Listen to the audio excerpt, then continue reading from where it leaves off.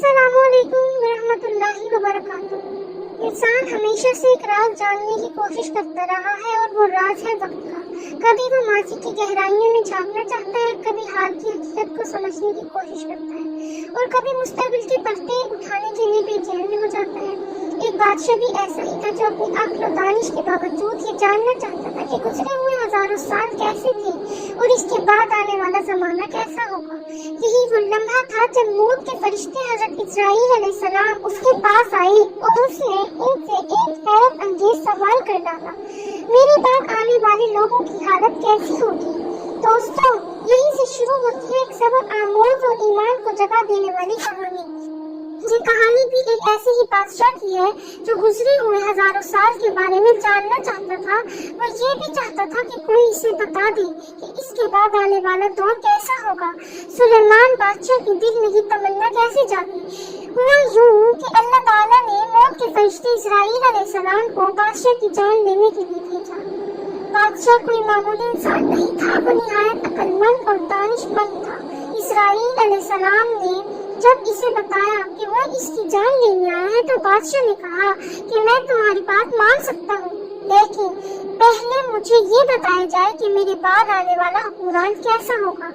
मैंने 500 साल हुकूमत की है, मुझे ये फिक्र है कि मेरे बाद मेरी विलाया किस हाल में होगी। इस्राईल अलैहिस्सलाम ने वापस जाकर जब ये बात अल्लाह ताला से कही तो अल्लाह ताला ने कहा, चलो हम बादशाह को 40 दिन की और मोहलत देते हैं, लेकिन तुम इससे जाकर कहो इन 40 दिनों में वो ये मालूम करे कि माजी में दुनिया कैसी थी। अगर उसने ये मालूम कर लिया तो इसका मौजूदा दौर से मुकाबला करने के बाद इसकी ख्वाहिश होगी कि वो इस दुनिया में मजीद ना रहे। इस्राईल अलैहिस्सलाम ने वापस आकर बादशाह को अल्लाह ताला का पैगाम पहुंचा दिया। बादशाह ने अपने मुशीरों से पूछा, दुनिया में किसी जानवर ने सबसे लंबी उम्र पाई है।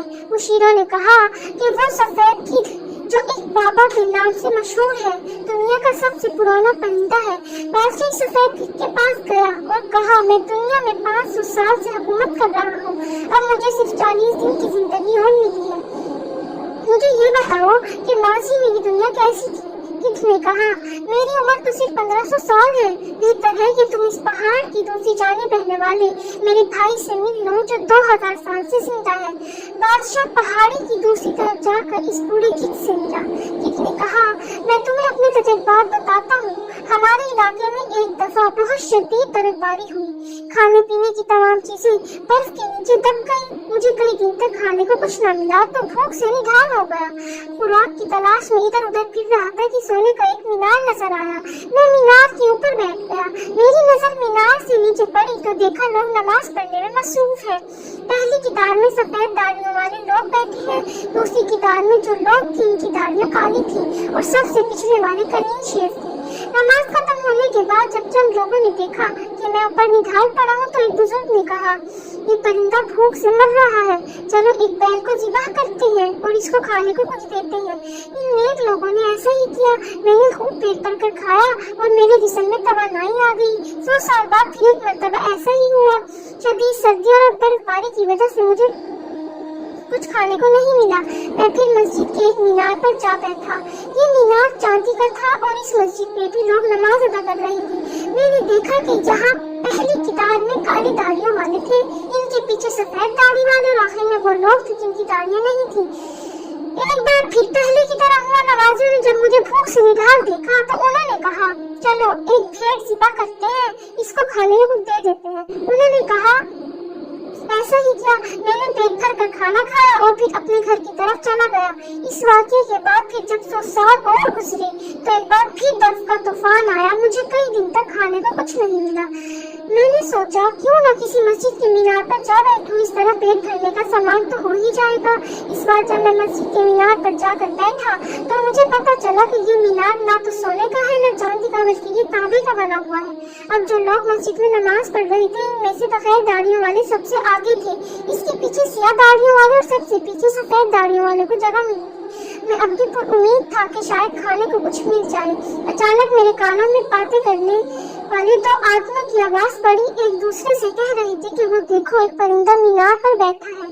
जरा भाग कर मेरी बंदूक तो ले आओ, इसे मारकर एक वक्त का खाना तो बन जाएगा। मैंने सुना तो भाग खड़ा हुआ।